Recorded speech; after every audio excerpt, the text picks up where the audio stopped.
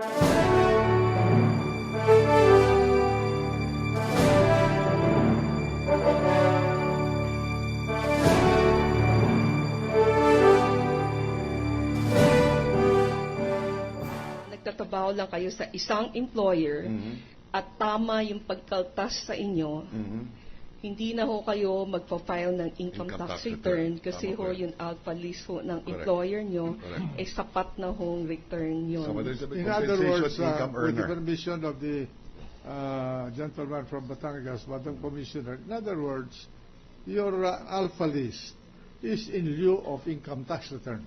Yes, sir. Okay. Yeah. Proceed. Wala na po akong katanungan, Mr. President. Maraming salamat. Masakit lang na pag nakaupo ka, hindi nagkakaintindihan. Kaya tumayo na tayo para may palabas lang natin ito. Maraming salamat po.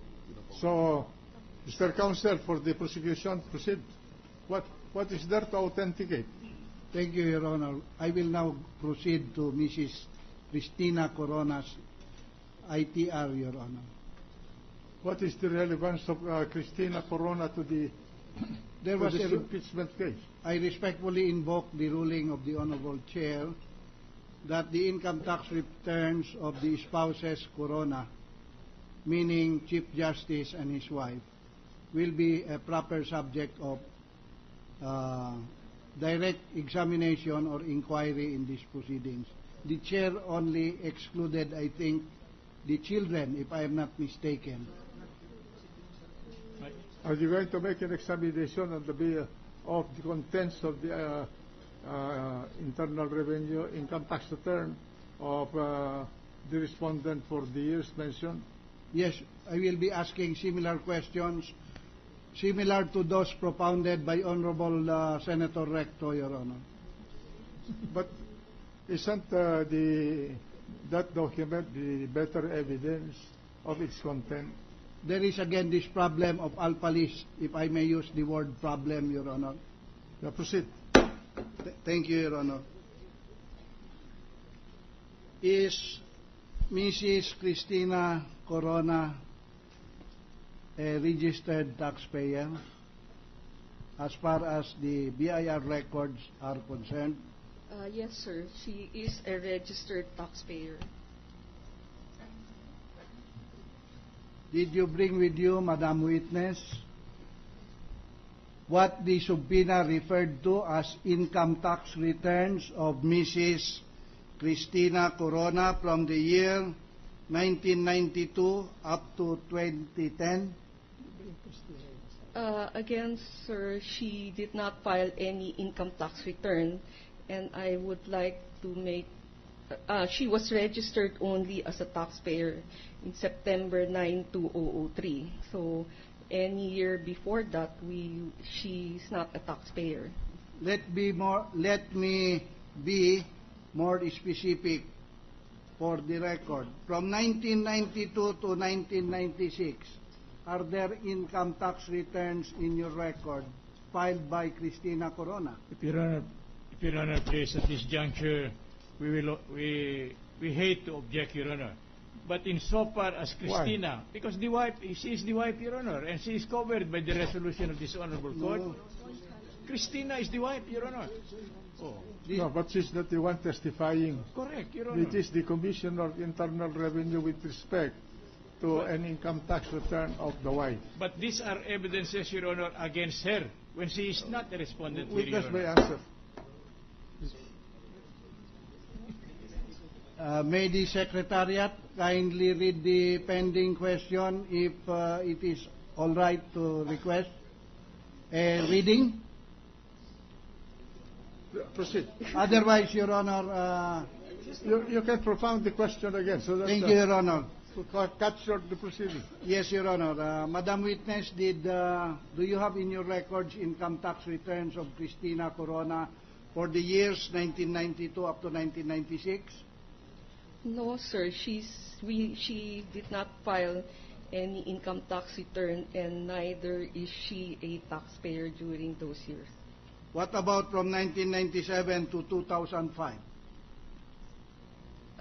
We don't have. She did not file her income tax return, and we don't have it. What about for the years 2006 up to 2010? She did not file her income tax return for those years. When did she become a registered taxpayer for the first time? September 9, 2003. In connection with what?